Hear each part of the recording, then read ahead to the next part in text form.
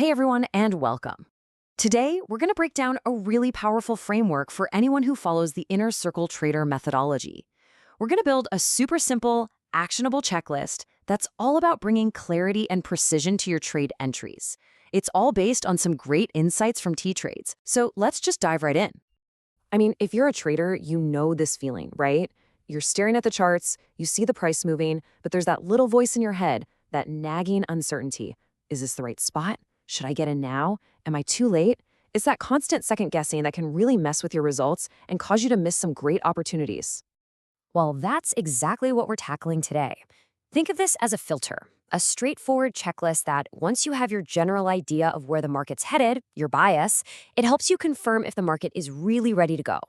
It gives you a clear, repeatable process for finding those high probability entries. All right, so let's get to it. We're going to walk through this A-plus trading checklist piece by piece, building a complete picture of what a top-tier setup looks like, from the very beginning to the very end. Okay, first things first. Before you even think about where you're going to click that buy or sell button, the market needs to show you its cards. There are two foundational events that absolutely positively have to happen first. These are your non-negotiables for any A-plus trade. And here they are, the two core events, the stop raid and the market structure shift. Now, it is so important to understand that if these two things don't happen and happen in this exact order, then according to this model, there's just no valid setup. Simple as that. So let's break down what each of these really means. Okay, so what in the world is a stop raid? Well, it's pretty simple. It's when price just pokes past a significant old high or a significant old low. Why does it do that? It's designed to trigger all the stop-loss orders that are sitting there, basically grabbing liquidity. You can think of it as the market's first little hint that the big players, the institutions, might be stepping in to turn things around. So after that stop raid gives you the initial hint, you need confirmation, right? And that confirmation is the market structure shift, or MSS. Now, the keyword here is aggressive. This cannot be some weak, lazy little move. We need to see a powerful push, what ICT calls a displacement, that confidently smashes through a previous swing point. That's what tells you, okay, the direction is actually changing now. All right, so the foundation is in place. The market has grabbed liquidity and it's aggressively shifted its structure. Awesome. Now the big question becomes, where do we actually look to get in? We don't want to just chase the price. No, we need to find an area of value. And this explains the concept perfectly. You take the entire price move from the very bottom to the very top of that aggressive shift, and you just draw a line at the 50% level. Everything above that line is premium. It's expensive. Everything below it is discount. That's the cheap zone. If you're looking to buy, you obviously want to do it when prices are on sale, right? Down in the discount zone. It's just common sense. Buy low, sell high. But we can get even more precise. We can zoom in even further. Inside that big discount area, traders often hunt for what's called the optimal trade entry, or OTE.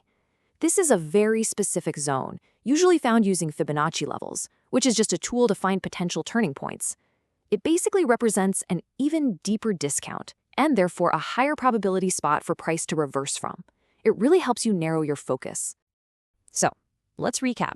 We have our foundation, and we know where we want to enter. In a discount, hopefully at an OTE. Now we just need the final piece of the puzzle, the specific pattern or trigger that screams enter now. And this is where your PD array toolkit comes into play. PD array sounds kind of fancy, right? But it's just the ICT term for specific price patterns that hint at where the big institutions might be getting involved. So a PD array is just a specific formation on the chart that signals institutional sponsorship. Here are some of the heavy hitters, the most common ones you'll be looking for. A fair value gap, an order block, a breaker block, or something known as the box setup. These are the specific patterns you're hunting for inside your entry zone. And here's a really crucial point. These aren't mutually exclusive. You don't just pick one. In fact, the absolute best setups often blend these ideas together. You might find a beautiful, clean, fair value gap that's sitting perfectly inside a larger order block, and the whole thing is happening right at that OTE level. I mean, that's a stack of confirmations that can give you some serious confidence in a trade. But, after all the technical steps, there's still a bit of an art to it.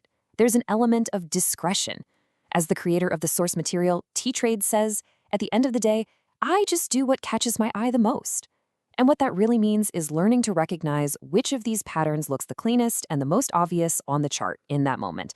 That's where screen time and good old-fashioned experience really pay off.